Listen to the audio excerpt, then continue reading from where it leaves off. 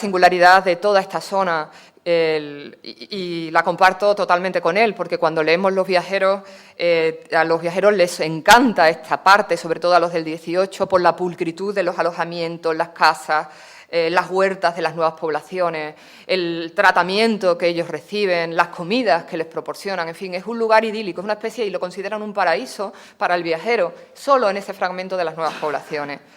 Después empieza Andújar, que era otro de los lugares singulares. En Andújar, y desde esta localidad y hasta Carmona, comenzaban los viajeros a encontrarse de una forma casi constante con patrullas de soldados de caminos, los que llaman migueletes o migaletes, ya que se trataba esta ruta de un camino habitual de contrabandistas y de bandoleros.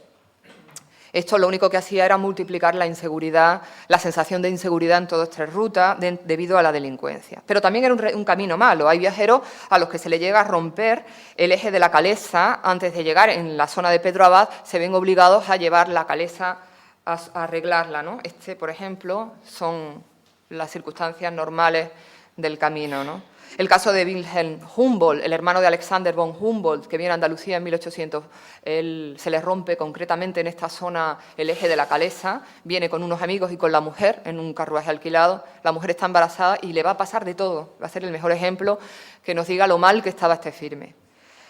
Bien, esto sería Andújar y les digo que empieza el peligro por la cantidad de soldados que ven, empieza más que nada el presentimiento del peligro.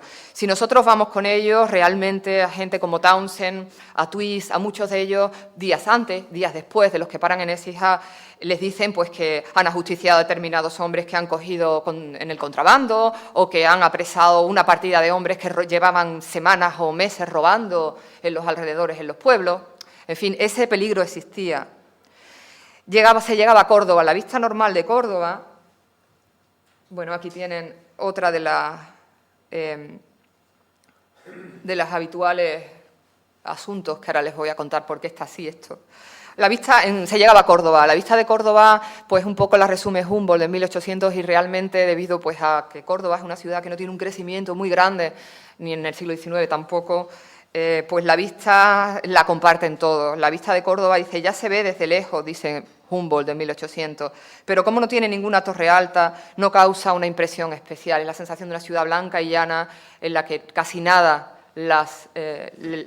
rompe su monotonía del camino. En Écija y hasta el camino que conducía hacia la Venta Nueva, en el destino hacia Córdoba, se abría uno de los peores caminos, un camino con unas condiciones pésimas. En este camino a Humboldt le pasa lo que están viendo aquí. Ya se le había roto el eje, pero ahora se le va a volcar, con todos los ocupantes dentro. Dice, el coche cayó hacia la parte derecha, mi mujer quedó debajo y enfrente Gropius, encima y enfrente de mí Emile y Theodor. Salimos, milagrosamente, totalmente ilesos. Fíjense lo que era la caída de un carruaje. La mujer de Humboldt estaba embarazada. Se hizo todo el camino padeciendo esto en esas circunstancias. Después, otro de los caminos singulares es el que conduce, como les digo, de Écija a Venta Nueva, también por otras circunstancias, precisamente por la Venta Nueva. El mal estado de esta ruta hacía que la mayoría no pudieran cumplir su objetivo de continuar y tuvieran que pasar la noche en esta venta llamada la Venta Nueva. La venta, siempre que llegan, la mayoría está llena de los pues de las personas que hacen normalmente el camino entre Carmona y en estos alrededores por las cuestiones, como les digo, comerciales, por los lugareños de la zona. Cuando ellos llegan está llena, pero descubren que nada más que en la venta les dicen, pero no se preocupe que ahí al lado hay un cortijo. Es decir, había lugares que la gente ofrecía como alojamiento, alquilaba concretamente un cortijo y hay otra zona para que estos viajeros que no caben pudieran alojarse y les daban cama y comida. O sea, se había montado en torno a la Venta Nueva una especie de alojamientos alternativos para todos los que no sabían ya que llegaban ahí porque el camino no se los permitía. Después venía otro de los caminos nefastos, porque era casi impracticable, que era la ruta desde esta venta hasta Carmona. Humboldt dice, todo el camino de Córdoba a Sevilla es tan malo que no recuerdo haber encontrado otro igual o peor.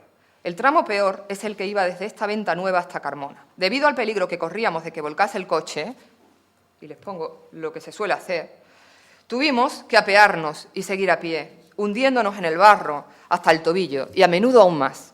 Para poder avanzar, Emilie, la mujer, tuvo que quitarse los zapatos y seguir descalza. Cabalgaba con Teodor delante y su hermano detrás de un mulo, mientras Gropius lleva a Alí a cuestas. Bien, ahora llegamos a Carmona. A Carmona no había por qué entrar, Carmona no estaba en el camino, Carmona estaba arriba, el que quería llegar a Carmona lo hacía a través de un camino en zigzag bastante irregular. Durante mucho tiempo, a los pies de Carmona, en ese camino real se había colocado una fonda, un alojamiento, donde normalmente hacían la noche. De la Venta Nueva hasta Carmona, que se podía hacer, pero el camino lo impedía, se podía llegar desde la Venta Nueva a Sevilla, tenían que hacer la noche porque les cogía. Pero ahora empieza a ocurrir cosas. Aquella venta era pésima. Muchos hablan de que era la peor del camino, por lo que quienes no querían pasar la noche allí y podían, cogían los caballos, el caso de Richard Twist, y hacían casi de noche corriendo la ruta que les separaba hasta Sevilla antes de que las puertas se cerraran. Si tienen ocasión de leer el relato de Richard Twist van a descubrir una parte muy interesante que es los ruidos de ese camino, porque como no veía nada, solamente presentía, oye todo lo que narra todo lo que se va oyendo hasta que llega a Sevilla, incluido el croar de las ranas, de las huertas, de los alrededores, todo el sonido de aquella ruta. Esto era también bastante habitual. Los que llevaban carruaje pues no podían realizarlo y tenían que pasar la noche. También, bueno, pues decirle que los que se acercaban ya a Sevilla se encontraban pues por un camino que era ondulante, en cuesta arriba, y que de golpe pues desde arriba pues se veía la llanura, y que les sorprendía dos cosas. Por una parte, en esa ruta desde la Puerta de Carmona, lo que encontraban era a un lado se iban encontrando pues una cantidad de huertas, sobre todo de naranjos, que le llamaban la atención, con canalillos. El agua iba hacia unos canales que daba hacia el camino, que casi lo inundaba a veces, todo lleno de ranas, el croar de las ranas les sorprende. Y en el otro lado les iba escoltando los caños. Otra de las cosas que más les llama, no el trocito de caños que conocemos, sino aquel murallón de caños enorme que le era prácticamente, pues los escoltaba hasta la entrada de la ciudad.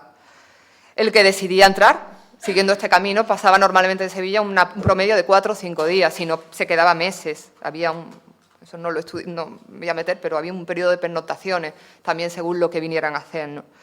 El que no, pues seguía hacia Utrera. Normalmente desde Sevilla se salía hacia Utrera en el camino, un camino que llevaba 2 leguas, se retomaba el camino real y cogían rumbo a Utrera, camino de Jerez, para ir hacia Cádiz. De Utrera a Jerez, el que hacía el camino por tierra y no cogía ese barco hasta Sanlúcar, empezaba un lugar peligroso por los robos, pero no por los robos, era un lugar de contrabando, también un lugar de desertores durante la Guerra de la Independencia, que se alojan en la fonda, una fonda de la que ahora les voy a ver, que era habitual, la fonda de la Borracha, llamada, de desertores durante la Guerra de la Independencia y durante ese montón de guerras carlistas que hay en el siglo XIX, y también un lugar de robos de rateros, gente que realmente se dedica a robar a los viajeros en esta zona, es que les robaban, era más peligroso que todo el camino anterior de Écija por los robos menores. Aquí, como les digo, se encontraban con todo este problema y las 2 ventas tenían bastante peligro. Muchos viajeros hablan incluso del miedo con el que entran en la venta de San Antonio, o en la fonda de la Borracha, que estaban vigiladas por soldados las mismas ventas. Simplemente, fíjense la importancia de esa venta, de esa fonda de la Borracha, que tanto en Cádiz como en Sevilla la llamaban simplemente la fonda.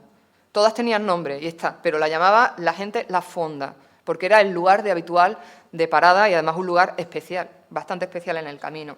De Jerez al puerto de Santa María empieza el camino hermoso, el camino de aloes, plantados, un camino que se ha reformado, puesto que es el que conduce a los puertos, que había sido la zona privilegiada de las reformas también en el siglo XVIII.